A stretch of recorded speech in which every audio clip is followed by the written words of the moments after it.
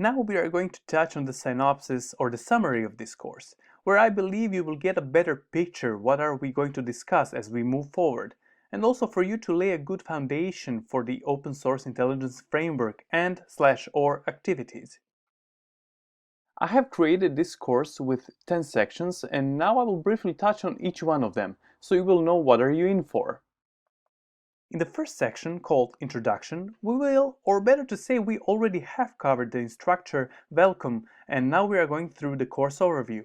So in the next part of this video, we will touch on the target audience and the prerequisites that would be needed for you to successfully complete this course.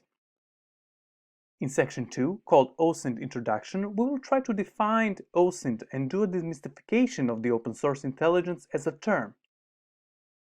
In section 2, we will also talk about the OSINT cycle and the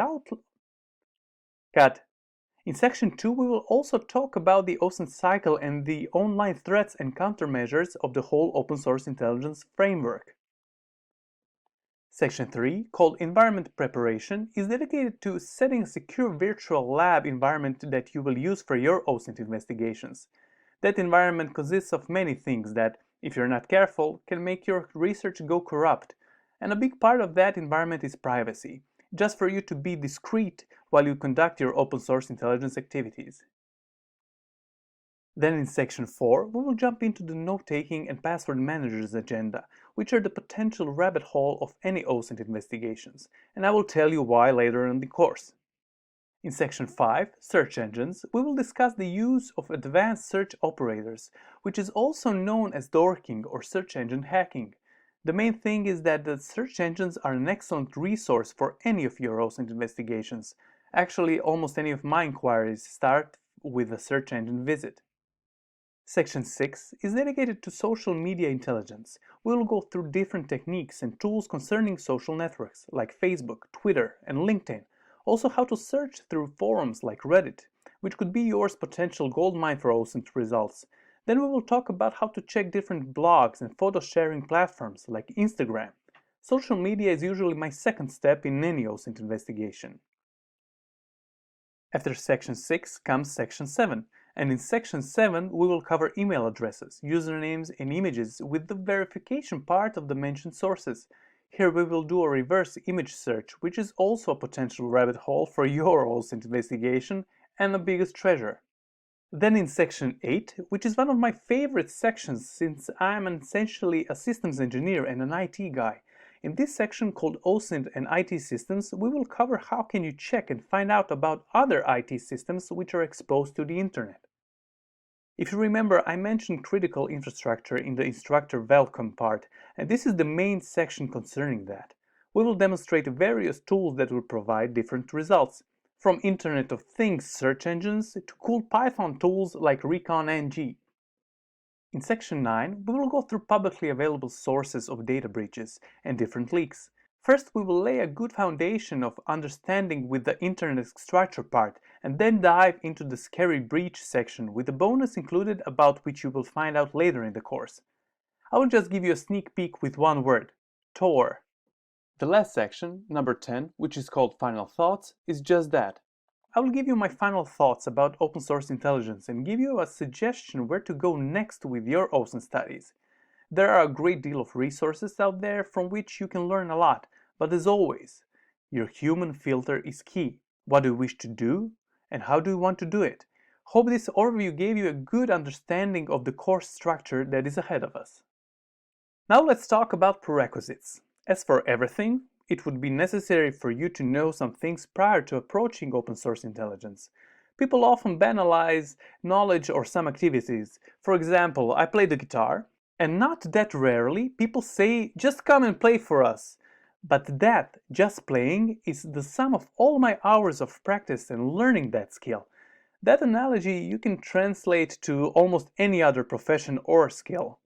Concerning open source intelligence, it would be good for you to have or to come from an IT or a cybersecurity area, or at least have some background because familiarity with different IT terms and concepts would be a great plus. Then to have a working computer with virtualization capabilities. Here I have to mention VirtualBox, which is a free and open source hypervisor program that may be used on Windows, Mac OS, and/or Linux. You can download it via website virtualbox.org. I will talk about it in more detail in the third section of this course. After that would be Linux knowledge, since the majority of the tools we are going to use in the open source intelligence context is Linux-based and designed to work in that operating system environment. After Linux, I have to mention Python as a programming language. Python is one of the most popular and useful programming languages in the cybersecurity community. Most of the tools are written in that language. To be honest, I'm not a programmer, but I have gone through the Python training lessons because I wanted to know how things worked and how can I use that knowledge to my advantage as I grew with my cybersecurity career. Also, Python is often recommended as the first language people new to cybersecurity should learn because of its wide use and minimal learning curve. And as the last prerequisite, which is in my opinion mandatory, is for you to have a fun drive.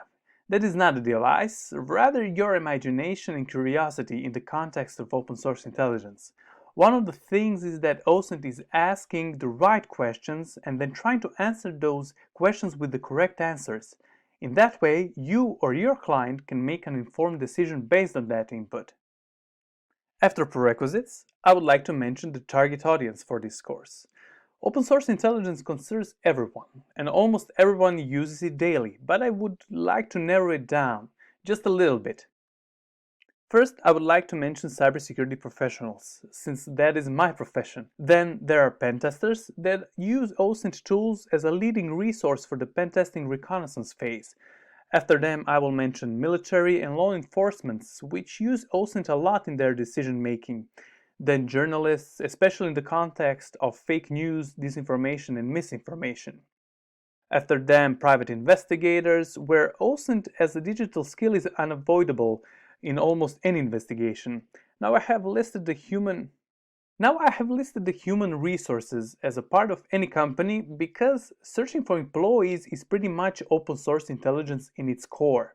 After that, there are parents. I'm mentioning that because I have encountered numerous times parents have fake profiles or sock puppets, as we call them in the OSINT community, on their social network platforms. They usually use them to guard their children against harm.